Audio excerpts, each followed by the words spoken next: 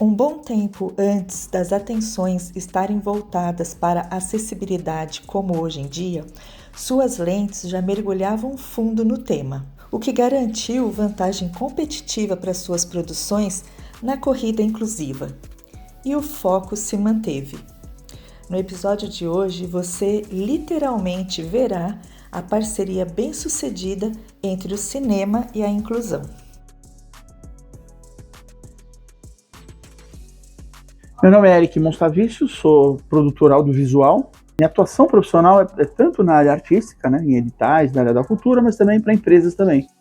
Então, a primeira experiência no cinema que eu tive foi assistir com a minha tia Marli, com a prima Roberta, um Saltimbancos Trapalhões. Eu não sabia o que era cinema. Eu não sabia o que esperar. Sabe? Pensei que os Trapalhões iam estar lá apresentando, fosse um circo, um teatro, eu não sabia. Quando eu vi que era uma história, um cinema, eu fiquei deslumbrado. Eu me lembro até hoje, né? Nossa, isso é cinema? Tipo, eu passei a descobrir o cinema, né? Com 6 anos de idade. A minha primeira formação é engenharia. Depois de engenharia, fiz uma especialização em marketing. E nessa época eu trabalhava numa multinacional. Estava seguindo minha carreira para ser um executivo de uma multinacional. Falei, não era bem isso que eu queria para minha vida. Falei, quer saber? Vou estudar cinema. Cinema sempre me marcou muito. Eu, quando criança, eu assisti 3 filmes que foram fundamentais para mim decidir estudar cinema. 8,5 do Fellini, Barbarella, do Roger Vadim, e 3 Homens em Conflito, do Sergio Leone. Principalmente 8,5 do Fellini, era um filme que as pessoas falam cult, cabeça, e eu assisti quando era criança, tipo, nos anos 80, de madrugada, no Corujão. E fiquei completamente apaixonado por esses 3 filmes. Tanto que esses filmes me marcaram que quando eu fui voltar para a minha vida adulta, e eu fui relembrar, pensar o que realmente me movia, né? Eu lembrei desses 3 filmes. E lembrei também da minha relação com o audiovisual. Meu avô, em 89, comprou uma câmera VHS. Eu fiquei completamente fissurado naquela câmera. E eu gravei muito, eu amava aquela câmera VHS. E fiz muita coisa, gravava muita coisa com aquela câmera. Quando eu chego em 2003, 2004, que eu vou repensar a minha vida, eu falei, caramba, não tá tão legal aqui, né? Eu falei, cara, é isso. É isso que me move, né? É isso que tá aqui dentro de mim, né? Eu tive as primeiras experiências na Escola Livre de Cinema de Santo André. Então sempre estava envolvido com as produções dos alunos também, estudando, né? Minha primeira produção foi em 2005, um vídeo de treinamento para uma empresa. Fui super inseguro, achando que não sabia editar, achando que tinha um monte de erro. E até hoje, se eu assisto esse vídeo de treinamento, acho que ele é muito bom. Depois que eu vi isso, eu falei, olha, eu levo jeito pra coisa mesmo, né? Na área artística, eu como diretor e produtor, a primeira experiência foi já meu primeiro longa-metragem. Eu não comecei fazendo curtas-metragens, né? Eu falei, quer saber, eu vou fazer logo de cara um longa-metragem, e é o Jogo Cego. Em 2007, tiveram Jogos Mundiais para Cegos, aqui em São Caetano do Sul e em São Paulo, e a gente teve um convite para gravar aquilo. E a gente começou a produzir isso sem roteiro, sem muita ideia, sem incentivo, sem dinheiro, sem verba. A gente capturou um material muito bacana em 2007. Meio que não sabendo ainda o que fazer, eu falei, vou montar um documentário com isso, e aí comecei a trabalhar um pouquinho, junto paralelo a isso comecei a estudar um pouco sobre lei de incentivo à cultura, e a gente entrou com um projeto que foi aprovado pelo Estado de São Paulo, mas a gente não conseguiu captar verba com patrocinador, aí entrou de novo, voltamos com esse projeto em 2013, e aí de 2007 para 2013, quando a gente conseguiu ter de novo o projeto aprovado com o patrocinador, teve uma defasagem, um pulo muito grande de tecnologia. A gente saiu de uma tecnologia DV, né, de vídeo digital, que a gente gravou em 2007, para depois de 6 anos já ter vídeo em Full HD, num formato que a gente tem hoje. E aquele material tinha ficado defasado, então a gente começou do zero o Jogo Cego, com uma outra proposta, né? Aí trabalhando, focando não nos Jogos Mundiais para Cegos, focando nos atletas brasileiros, né? A gente acabou utilizando algum material de arquivo que a gente tinha captado lá para um dos atletas, que é o Magno, atleta do judô, que acabou servindo para a gente fazer o link com a trajetória dele, lá de 2007 até 2014, 2015, foi quando a gente gravou o Magno de novo, a gente usou esse material. A gente fez o lançamento em São Caetano do Sul, e a gente teve um bom apoio da cidade, a gente fez o lançamento no Teatro Santos Dumont, e foi muito bacana, né? A gente teve uma infraestrutura interessante, conseguimos trazer umas 200 pessoas para o lançamento do filme.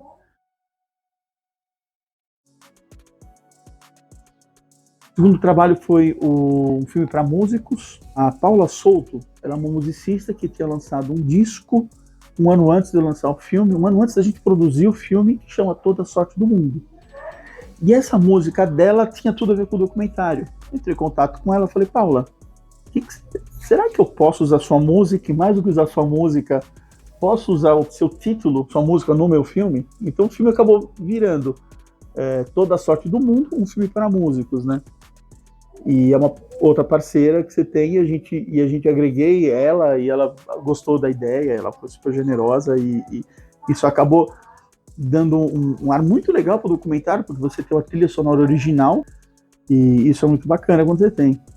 O terceiro filme chama Mobilidade Cega. Ele é a continuidade do jogo Cego. A gente fez com muita pouca verba, mas mesmo assim ficou um filme muito bacana, legal, e ficou uma obra legal, bacana. Tem a Marta Gil também, que é uma das entrevistadas também, que foi uma pessoa bem importante para essa obra. Na linha do horizonte, o sol tinge o céu de amarelo. A finalidade da competição, ela tem várias funções dentro da minha vida.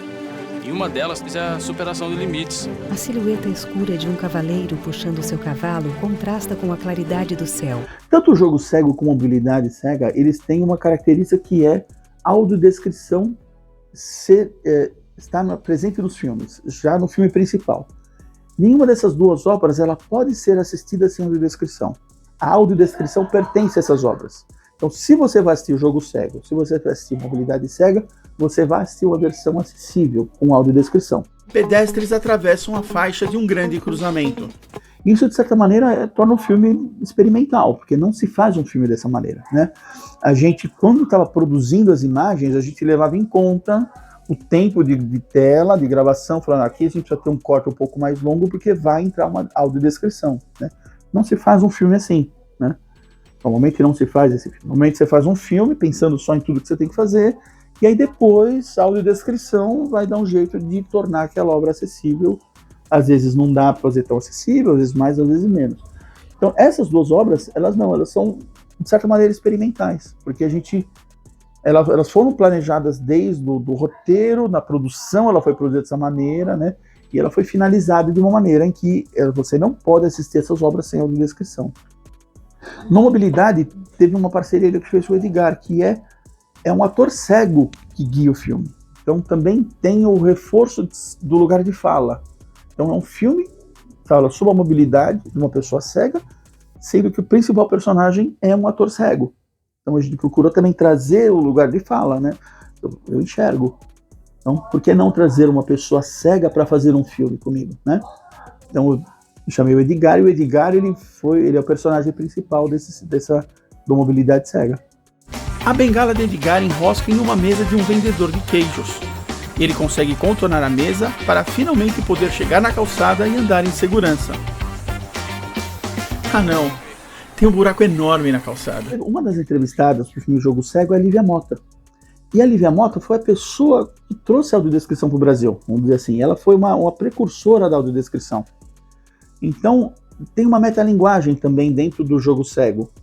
Porque em um momento a gente está entrevistando a Lívia Mota, e a Lívia Mota que faz a audiodescrição do filme. E ela está mostrando ela fazendo a audiodescrição do trecho do próprio filme que você está assistindo. Entende? Então tinha um trecho que a gente tinha gravado com o André Meneghetti, que tinha entrado já nos primeiros minutos do filme, e aí o filme vai andando, e a gente vai entrevistar a Lívia Mota para falar sobre a audiodescrição. Quando a gente fala sobre a Lívia Mota para falar sobre a audiodescrição, ela está trabalhando sobre um trecho de audiodescrição do começo do filme, entendeu?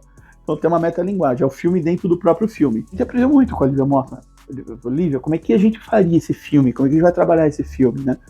Então a gente trocou bastante figurinha com a Lívia Mota para tornar essa obra acessível.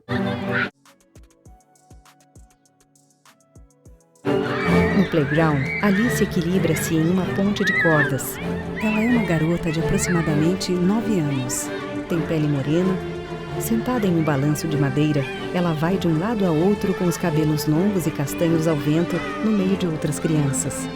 Pelo fato de ele ser um filme acessível, ele não tem fronteiras para ser exibido. Teve uma exibição em Morungaba, um dos atletas é de Morungaba. Ele comentou lá com a prefeitura, a partir do documentário aqui, legal, vamos exibir aqui.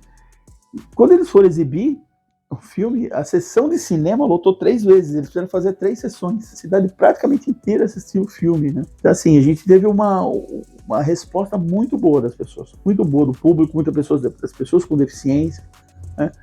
Então foi muito gratificante ter esse material sendo exibido, liberado para as pessoas assistirem, as pessoas assistindo, tendo acesso e comentando.